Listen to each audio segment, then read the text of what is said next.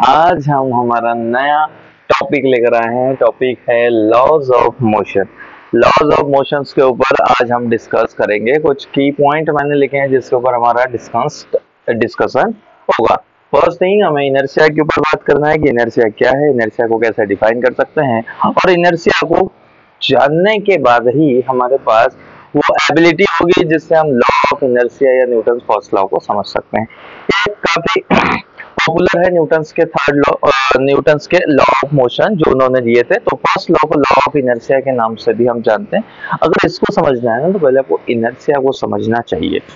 Inertia समझने के बाद फर्स्ट लॉ ऑफ इनर्शिया, और उसके बाद हम बात करेंगे मोमेंटम के ऊपर कि मोमेंटम क्या है। अगर मोमेंटम हमने समझा ना, मोमेंटम को अगर हमने समझ लिया तो फिर हम कैपेबल हो जाएंगे न्यूटन सेकेंड लॉ के ऊपर। जनरली हम लॉस को पढ़ते हैं, पर लॉस के पहले जो टर्म्स वहां पे यूज होने वाली है उनको आप रीड करें बेटा। अगर वो आपको ठीक से क्लियर नहीं होगी ना, उसका आपको ठीक से फील नहीं होगा ना, तो अपने लॉस को सिर्फ स्टेटमेंट याद करने के अलावा कुछ नहीं हो जाएगा। तो आप उनको अच्छे से फील करिए पहले। जो भी मैं यूज करने वाला हूँ यहाँ पे न्यूटन सेकेंड लॉ में, अगर मैं स्टेटमेंट कहूंगा इसका, it is the rate of change of momentum, और आपको मोमेंटम पता ही नहीं है, तो पहले मोमेंटम को अच्छे से फील करने आना चाहिए। मैं बार बार इसलिए फील करने को कह रहा हूँ कि साइंस में आपको चीजों को फील करना पड़ेगा, खुद के ऊपर लेना पड़ेगा। जब तक आप खुद के ऊपर चीजों को लेंगे नहीं, आपको ये चीजें आएगी नहीं। ऐसा नहीं है कि बस मुझे याद होना चाहिए, भाई याद होने से मतलब नहीं है, आपको वो चीजों का फील आना चाहिए। तो आज मैं आपको न्यूटन सेकेंड लॉ के साथ फिर हम डिस्कस करेंगे फोर्स के ऊपर। इन चीजों को समझने के बाद हम फोर्स को समझेंगे। फोर्स को रटना नहीं है, फोर्स को रटना नहीं है, फोर्स को फिर आपको मैं बताऊंगा कि एक्चुअल में फोर्स है क्या। Then we talk about the impulse. Impulse क्या है, आवेग क्या है, हिंदी में इसको आवेग कहते हैं, आवेग क्या है, और एक थ्योरम के ऊपर बात करेंगे, इम्पल्स मोमेंटम थ्योरम के ऊपर। तो ये कुछ टॉपिक है जो आज के वीडियो में हम डिस्कस करने वाले हैं। तो आइए मेरे साथ और वीडियो को स्टार्ट करते हैं और एक एक चीज रीड करते जाते हैं। तो हेडिंग लगाएं लॉज ऑफ मोशन। हम इन टॉपिक को इधर लिखे रहते हैं और हम इसमें हमारा काम करेंगे। हेडिंग लगाएंगे लॉज ऑफ मोशन। कोई मोशन के कुछ लॉज है, कुछ रूल्स है, कुछ नियम है, ऐसे ही मोशन नहीं होती है। हमने तो सर किसी को धक्का दिया, वो मूव करने लग गया, मोशन हो गया। तो उसके कुछ लॉज है, उसके पीछे आपने क्या क्या चीजें करी है वो हम समझेंगे। सबसे फर्स्ट जो बात आती है वो आती है इनर्शिया की। आई होप कि इनर्शिया हमें पता है। इनर्शिया क्या है बेटा? इनर्शिया एक तरीके का, जिसको अगर आप इसको जड़त्व कहते हैं। जड़त्व भाई, कोई बॉडी, अगर मेरे पास कोई बॉडी है, मान लीजिए मेरा ये है मार्कर है, अगर कोई बॉडी अपने आप अपनी मोशन में चेंज नहीं कर सकती, या मोशन में चेंज नहीं कर सकती, या ये कहो कि अपने स्टेट में चेंज नहीं कर सकती, स्टेट में चेंज नहीं कर सकती। अगर वो रेस्ट में है तो रेस्ट में रहेगी, अगर वो मोशन में है तो वो मोशन में रहेगी। न्यूटन फर्स्ट लॉ ऐसा कहता है कि वो मोशन में तो मोशन में रहेगी, लेकिन इनर्शिया ये कहता है कि वो अपनी पोजीशन या अपनी स्टेट को चेंज करने में कैपेबल नहीं। तो कोई बॉडी अगर अपनी स्टेट में चेंज का अपोज कर रही है, दे हैव इनर्शिया।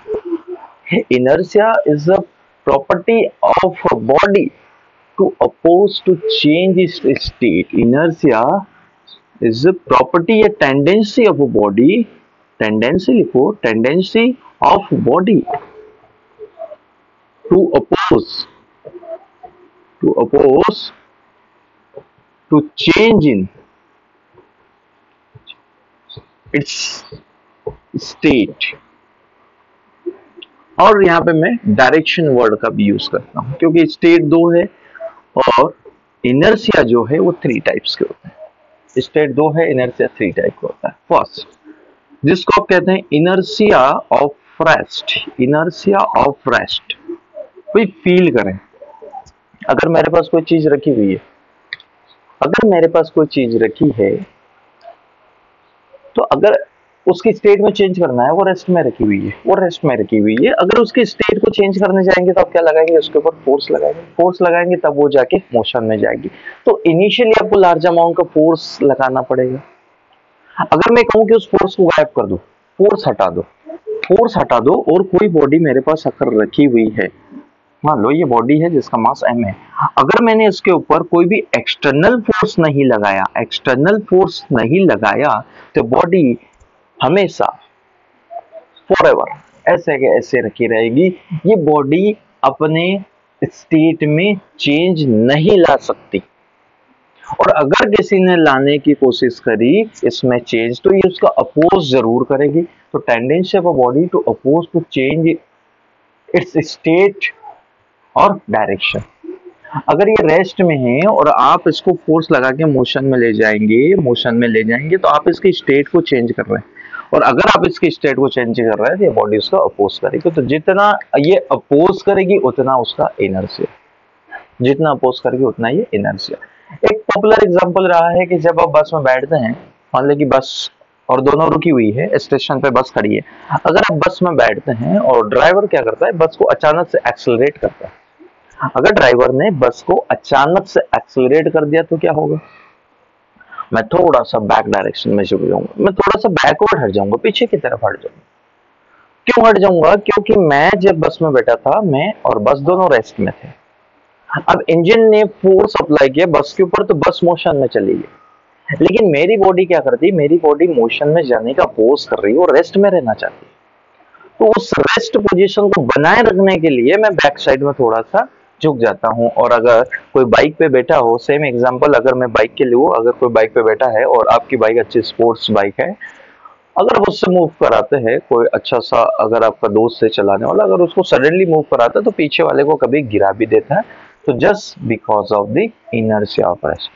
तो कोई बॉडी अगर रेस्ट में है और उसकी वजह से उसके अंदर कोई इनर्शिया है, तो that is the inertia of rest. Okay, tendency of a body to oppose to change in state of direction. दूसरा जो मेरे पास इनर्शिया आता है, वो दूसरे इनर्शिया को हम इनर्शिया ऑफ मोशन के नाम से जानते हैं। सेम डेफिनेशन है बेटा, कोई ज्यादा चेंजेस नहीं है, बस आपको ये कहना है कि यदि कोई बॉडी मोशन में है तो उसके अंदर इनर्शिया ऑफ मोशन, यानी कि वो कंटिन्यूस मोशन में रहना चाहती है। अगर आप उसको रेस्ट में लाएंगे तो उसका अपोज करेगी, अगर आप उसको रेस्ट में लाएंगे तो उसका वो अपोज करेगी। सेम एग्जांपल ले लीजिए कि अगर मैं बस से जा रहा हूँ, बस मूव कर रही है, मैं भी बस में बैठा हूँ, मैं भी मूव कर रहा हूँ एक डायरेक्शन में, एक वेलोसिटी से चल रहे हैं, और सडनली क्या होता है कि ड्राइवर ब्रेक लगाता है। सडनली ड्राइवर ब्रेक लगाता है तो बस तो रुक जाएगी, बस रुक जाएगी, लेकिन मेरी बॉडी का वो हिस्सा जो बस से थोड़ा सा, सीट से थोड़ा सा ऊपर है, ये वाला हिस्सा वो आगे की तरफ बैंड हो जाएगा, आगे की तरफ झुक जाएगा due to inertia of motion. तो यदि कोई बॉडी मोशन में है तो उसके अंदर इनर्शिया ऑफ मोशन है, इनर्शिया ऑफ मोशन है। बाइक के ऊपर एग्जांपल ले लीजिए कि अगर आप दो लोग बाइक से जा रहे थे और बाइक में अचानक कोई सामने आ जाता है और बाइक ड्राइवर उसको सडनली ब्रेक करता है, बाइक को स्टॉप करता है, तो पीछे वाला व्यक्ति जो है वो आगे ड्राइवर को तरफ फोर्स लगाता है। बसेस में आपने देखा होगा कुछ फिल्मों में कि बसेस अचानक रुकती है तो ड्राइवर कांच तोड़ के बाहर आ जाते हैं, जस्ट बिकॉज कि ड्राइवर भी उस टाइम पे मोशन में रहते हैं जब बस मोशन में रहती है, लेकिन बस को सडनली रोक दिया गया ड्यू टू लार्ज अमाउंट का फोर्स, और वो फोर्स आपके नीचे वाले हिस्से पर तो लगा लेकिन बॉडी के ऊपरी हिस्से पर नहीं लगा, जिसकी वजह से आपकी बॉडी आगे की तरफ झुक गई। Inertia of motion.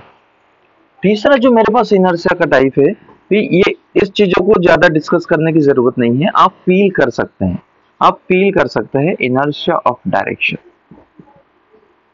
Inertia of direction मैं आपको इसलिए बता रहा हूं कि जब मैं फर्स्ट लॉ के ऊपर डिस्कशन करूंगा तो आप ये सोच के कंफ्यूज ना हो कि what is inertia. Inertia of direction, भाई वही बात फिर से कह रहा हूं कि कोई भी बॉडी अपने आप अपने डायरेक्शन को चेंज नहीं कर पाती।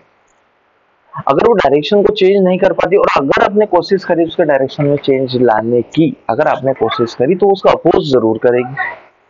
तो ये जो अपोज होना, ये जो विरोध होना, ये जो टेंडेंसी है ना किसी भी बॉडी की, ना तो वो रेस्ट से मोशन में, ना वो मोशन से रेस्ट में, और ना वो अपनी डायरेक्शन को चेंज कर सकती है।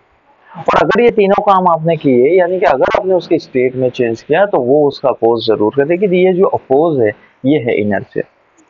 जैसे एक रियल लाइफ एग्जांपल से समझते हैं कि मैं सोया हुआ हूँ, है ना, सभी सोते हैं। अगर मैं सोया हुआ हूँ और सुबह से मुझे खड़ा किया गया, मैं सुबह मॉर्निंग में 6 AM के लगभग खड़ा हुआ और मुझे कह दिया गया कि आप 6:01 AM पर, यानी कि 6:01 पर रनिंग करना स्टार्ट कर दो। सोते से उठो, सोए हैं उठो और दौड़ना शुरू कर दो। तो क्या होगा? क्या ये पॉसिबल है? हाँ सर पॉसिबल है। नहीं है। अभी 6 बजे आप खड़े हुए हैं, तो क्या आपकी बॉडी 1 मिनट में रेडी हो जाएगी? स्लीपिंग मोड से अवेकिंग मोड में आपको जाने में 1 मिनट लगेगा। चलो मैं इस टाइम को और कम कर देता हूँ, 1 मिनट से भी कम कर दिया। मान लो अब मैंने इसको, चलो ये मान लो कि मैंने लिखा आफ्टर 30 सेकेंड, आफ्टर 30 सेकेंड, आधा मिनट कर दिया। आप 6 बजे खड़े हुए और आपको आधे मिनट बाद मैंने कहा कि आप रनिंग करिए, तो आधे मिनट तक तो आपकी आंखें भी नहीं खुलेगी। तो वो जो फेज है ना, जो ट्रांजिशन है ना, वो ट्रांजिशन ही तो इनर्शिया है। अगर आप स्लीपिंग मोड में है, अवेकिंग मोड में जा रहे हैं, दे हैव सम टाइम, आपको कुछ टाइम चाहिए, एक लिटिल सा टाइम चाहिए। क्यों? क्योंकि आप अपनी स्टेट को चेंज कर रहे हैं। आप स्लीप मोड से अवेकिंग मोड में जा रहे हैं, तो आपकी स्टेट को चेंज कर रहे हैं। यही बॉडीज के साथ उनकी स्टेट को चेंज करते हैं तो वो अपोज करते हैं। जैसे हम सुबह खड़े हुए तो हम बहुत सारा बहाने बनाते हैं, नहीं अभी हमें 5 मिनट और सोना है, 10 मिनट और सोना, नहीं मम्मी अभी रहने दो, हम खड़े नहीं हो सकते, हमें बहुत अच्छे से नींद आ रही है। और वो आप नहीं बोल रहे हैं, आपका इनर्शिया बोल रहे हैं, क्योंकि उसका काम है ना अपोज करना। मम्मी फोर्स लगा रहे हैं आपके ऊपर, खड़े हो खड़े हो। अगर मम्मी का फोर्स आपके इनर्शिया से कम हुआ तो आप खड़े नहीं होगे। लेकिन मम्मी ने अगर ज्यादा फोर्स लगा दिया, यानी कि मम्मी ने अगर ज्यादा फोर्स लगा दिया इन द सेंस कि मम्मी ने अगर 2-4 शब्द आपको सुना दिए, या फिर आपके बिस्तर में एक बकेट पानी लाए और डाल दिया, तो फिर आपकी नींद गायब होने वाली है। तो इनर्शिया को समझना है, तो इनर्शिया को बस आप ये समझ सकते हैं कि कोई भी बॉडी इस यूनिवर्स में, कोई भी बॉडी हो, वो अपनी स्टेट को बनाए रखना चाहती है, स्टेट को मेंटेन रखना चाहती है, वो चेंज नहीं चाहती। कोई भी चेंज नहीं चाहता, क्योंकि चेंज आने के लिए हमें बहुत सारी चीजें फेस करना पड़ता है। तो फर्स्ट थिंग इज इनर्शिया। तो किसी बॉडी की ऐसी टेंडेंसी जो अपने स्टेट में चेंज होने का अपोज करे, उसको हमने इनर्शिया नाम दिया, इनर्शिया। ओके, दूसरा जो मेरे पास टॉपिक है वो है मेरा लॉ ऑफ इनर्शिया, या न्यूटन्स फर्स्ट लॉ इसे कहते हैं। न्यूटन्स फर्स्ट लॉ आपने बहुत बार पढ़ा होगा इस लॉ को, Newton's first law, class 10th में, 11th में और भी जगह। तो न्यूटन फर्स्ट लॉ क्या कहता है?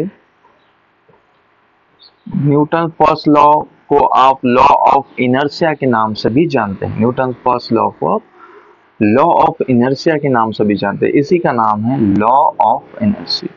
देखो वही बात है। इसका मतलब कि यहाँ पे इनर्शिया वर्ड का जिक्र किया हुआ है, लॉ ऑफ इनर्शिया। न्यूटन्स ने ये बात कही थी, यदि कोई बॉडी रेस्ट में है तो रेस्ट में रहेगी, यदि कोई बॉडी मोशन में है तो मोशन में, यूनिफॉर्म मोशन में है तो यूनिफॉर्म मोशन में रहेगी, unless and until external force not applying on it. जब तक आप किसी बॉडी के ऊपर एक्सटर्नल फोर्स नहीं लगाएंगे। एक्सटर्नल फोर्स क्या होता है? बाहरी फोर्स, जो बाहर से लगता है।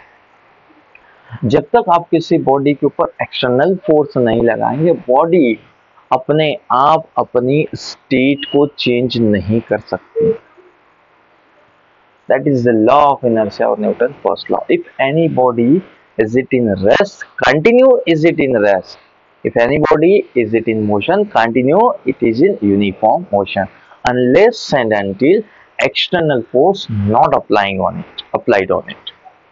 तो जब तक आप किसी बॉडी के ऊपर एक्सटर्नल फोर्स नहीं लगाएंगे, वो बॉडी अपने स्टेट में चेंज नहीं कर सकती।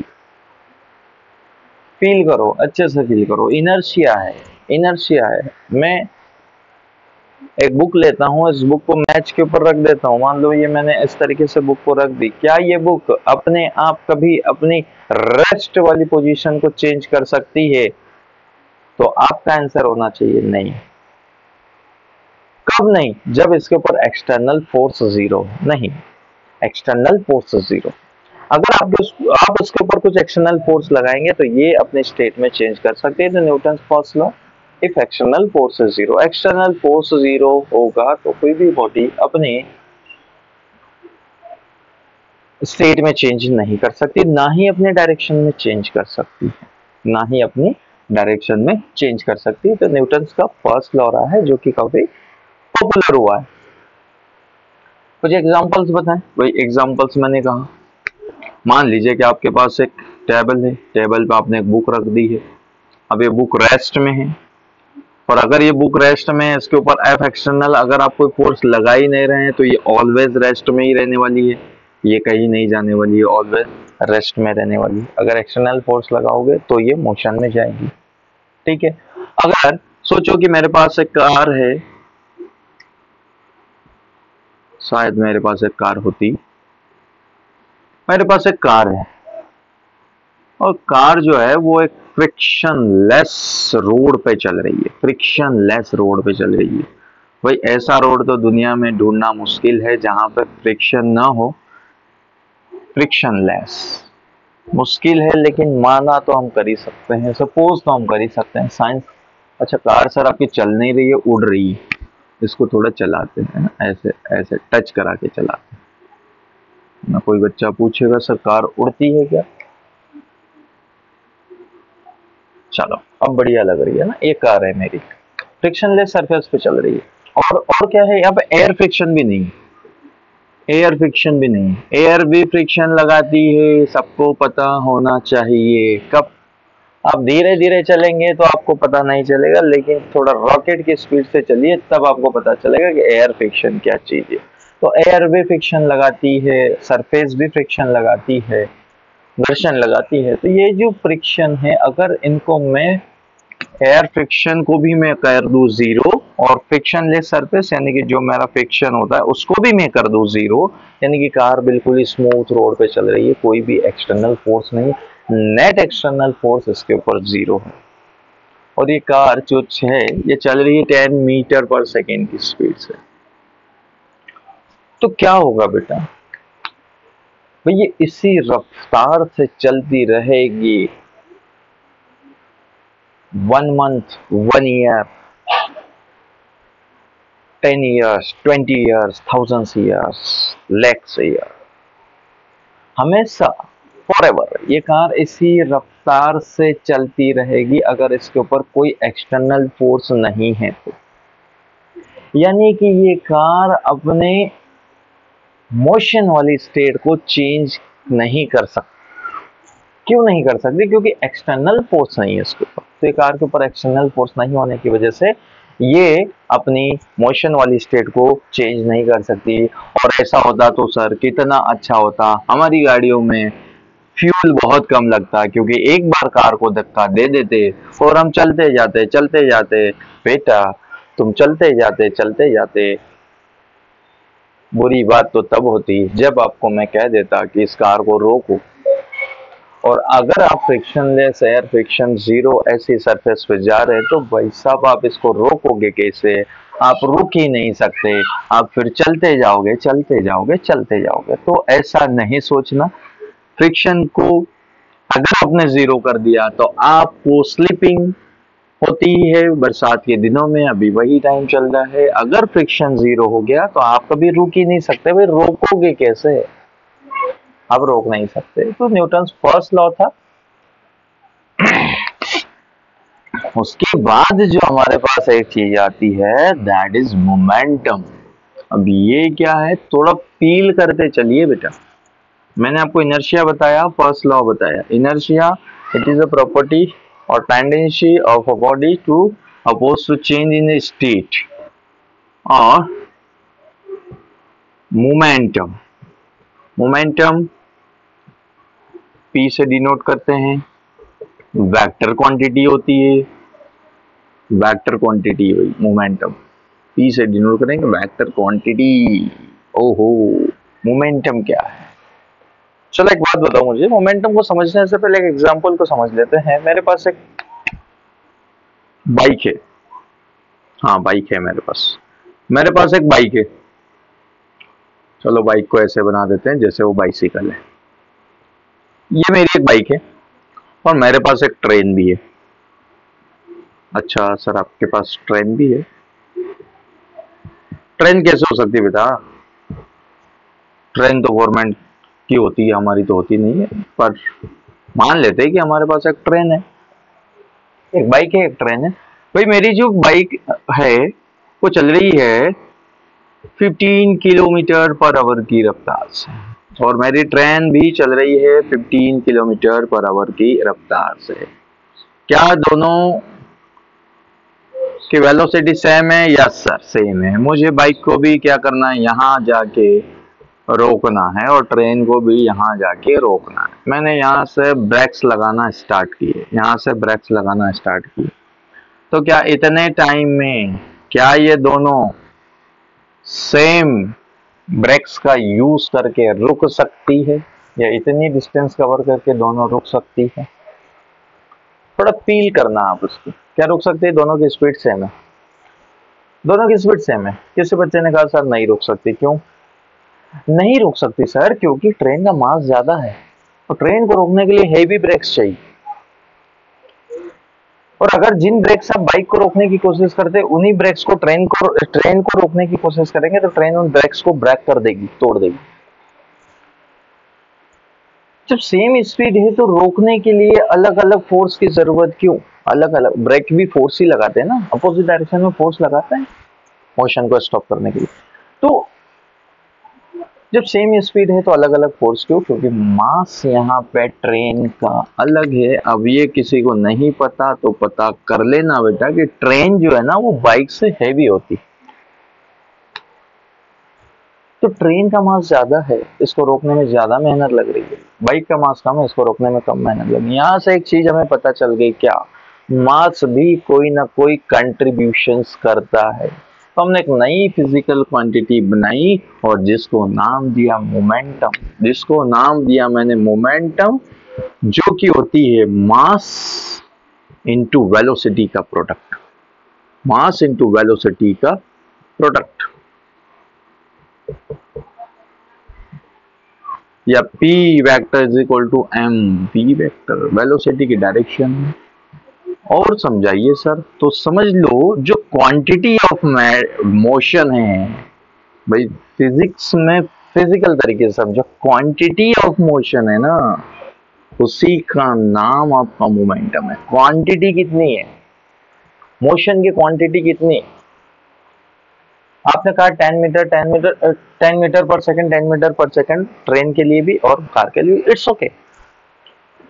बट अब ये देखें कि उसकी क्वांटिटी कितनी है, उसकी क्वांटिटी कितनी है, उसकी क्वांटिटी कितनी है। तो क्वांटिटी ऑफ मोशन को ही हम मोमेंटम कहते हैं, जो एक वेक्टर क्वांटिटी है, वेक्टर, और इसकी डायरेक्शन वेलोसिटी की डायरेक्शन होती है, इसकी डायरेक्शन वेलोसिटी। तो जिस बॉडी का मास ज्यादा उसका मोमेंटम भी ज्यादा।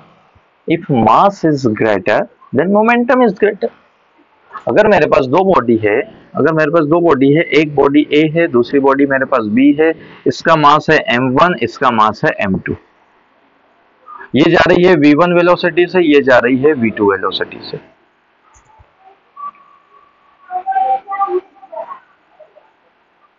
अगर मैं इसका मोमेंटम पूछूं तो आप इसका मोमेंटम मुझे बताएंगे सर p1, और जो कि होगा m1 v1 के बराबर, इसका मोमेंटम p2, और जो कि होगा m2 v2 के बराबर।